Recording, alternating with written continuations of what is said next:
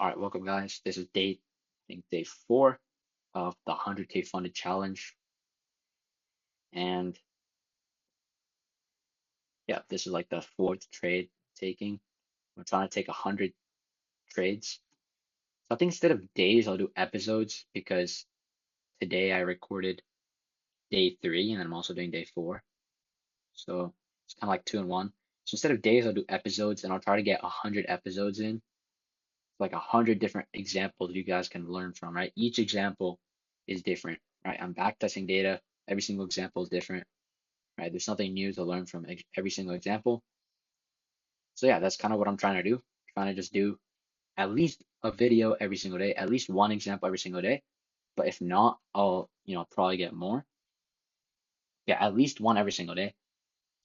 And we're just trying to get more practice trading this Mech model from PB Blake, right? From PB Trading, PB Blake.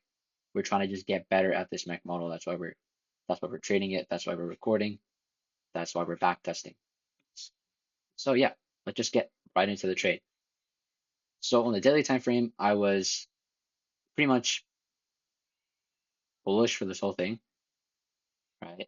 If you saw previous videos, I kind of explained the same thing. Right? If you watch like day, day 2, day 3, same thing, right? And here's I kind of made like a little cheat sheet of like the time frames I use, like the time frames I go on, like step by step. So I first go on daily, then I go 15 minute, then 4 hour, 1 hour, go back to 15 minute, then I go 5 minute, right? 5 through 1 minute. Just go somewhere around there. So yeah, this is just what I use right now, and it may change in the future, right? If I, find like a better kind of setup. But for now, this is like what I'm using. This is how I do my analysis, find my bias. So daily time frame, right? Pretty simple, just kind of understanding like where we are on the big spectrum of things, right? And then 15-minute time frame is where I do my session liquidity. So we have London session, Asia session. I just mark those out, right? I have Asia highs, London lows that are like unmitigated, but right, just untapped levels pretty much, right? And the reason I have Asia highs still there because we didn't exactly like sweep it yet. Like we just ran through it. If we run through something, then I'm still gonna keep it there, right? Because we could have like a potential reversal from it. So that's why I still have it. And then once I'm done marking those levels from Asia and London, I just turn this thing off, right? Because I don't like having that extra clutter on my screen. I think it's just too much. So yeah, we do that. And then 4 hour time frame.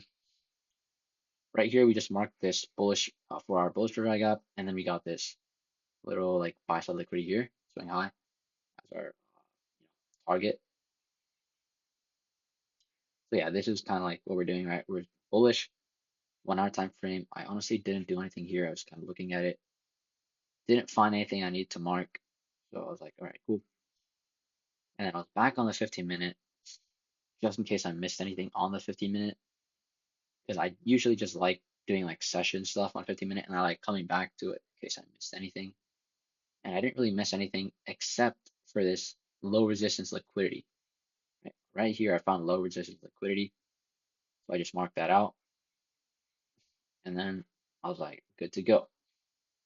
Right. So my initial trade idea was that we were going to manipulate Asia highs and then trade back to London lows. So I was like, kind of like, it was going to look something like this. Right. That was my trade idea. But you'll see quickly that, that didn't exactly happen. And that's completely fine, right? If your trade idea gets messed up, that's completely normal, right? It's just that you have to adapt to the conditions present, right? You have to adapt to it. You can't just be like, oh yeah, this is like what I thought and it didn't happen, so I'm not going to take any trades, right?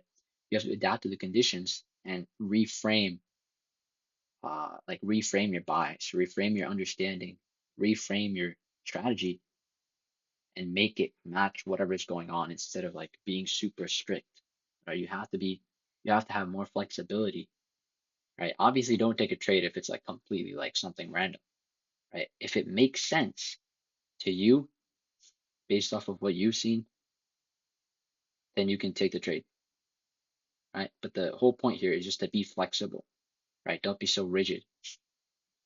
So yeah, after the 15 minute, I go back down to the 5 minute, and then I look at things that are going on. And the second I went to the stop to the 5 minute time frame, guess what I saw? A bunch of fair value gaps, right?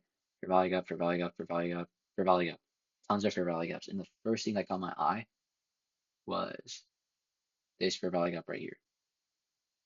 We got it inverted, right? IPG. So the second I literally like logged on to the market, 9:30 exactly, we had an IFVG, right? We inverted this 5 minute. And at first I was kind of hesitant because I was like, okay, this is like a big wick candle, right? It seems like something's off. But then I'm like, yo, it's an inversion, right? It counts. There's a body closure above this inversion fair value gap. So then you can take the trade. So I was like, all right, fine, right? And then I entered the trade, and then stop loss here, right? You could do this. Like this is probably going to give you better RR, but I was like, no, I won't risk it. And I was like, okay, I'll do that, right? I just felt like this was appropriate for the situation. So I was like, okay, that's like pretty safe. And then take profit was going to be here, right? And one thing I want to point out to you guys is that there is low resistance liquidity here, right? And I actually marked it out before. I marked out this low resistance liquidity before, and this is like pretty important, right? Watch what happens, right? So we get our TP smashed, right? But look, price is still going through Asia highs, right? It's literally going through, right? So you could have gotten more profit here, and look what happens, right? Price just literally goes through and touches this zone, and like right here, I think it starts reversing. I don't know what happens. Yeah, even goes higher, right?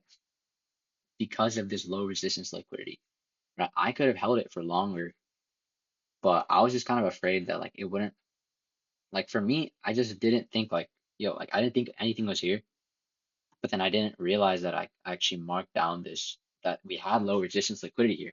So I literally forgot we had this, and I just like ended my trade here at a 1.26, which is still really good, right? Still really good, um, right here, but I just ended it right there.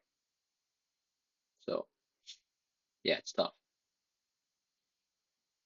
So yeah, the lesson here is that you could have gotten all of this RR, right? 4.3 RR, but I didn't see this low resistance liquidity here. I didn't realize that price just runs through it like crazy. So yeah, that's like that's the lesson, right? Is that if you have low resistance liquidity, price is just gonna run through it. So yeah, right now low resistance liquidity is like one of my favorites, right? Like if we have low resistance liquidity, like I'm just gonna, you know, I'm gonna target that. I'm gonna target that. So like, maybe like right here it could be a partial, right here it could be partial, right here it could be a partial, right? You can have like different partials here to just make sure like you're good and you have like some locked in profits, and then maybe like break even here at this internal would have been good if you're like aiming for this right here. And you could have even gone higher to this level, like even more crazier RR.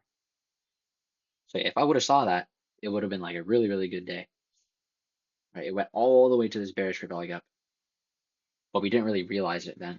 So the lesson for the day is look out for low resistance liquidity, right? I'm just going to write that down. So look out for LRL, right?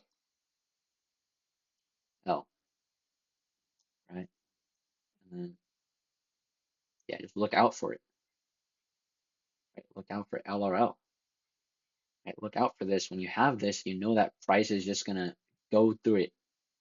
Like, that's like a good analogy.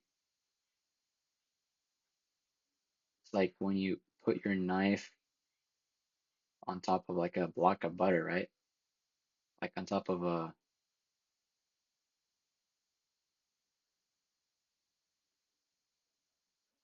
I don't know. Okay, it's just like imagine like you have a piece of butter and it's like kind of like semi warm, right? It's like a little bit warm, and then you just have a knife, and then it just like slices the butter like really nicely, cleanly, and then it goes through the piece of butter really, really fast. Just imagine that. That's what LRL is. It's like that piece of butter, right? And then Price just like nicely like goes through it like that. Yeah, that's the lesson of the day is look for LRL. If you have it, it's really good for targets, right? So yeah, just look out for it. And that's pretty much it. So yeah.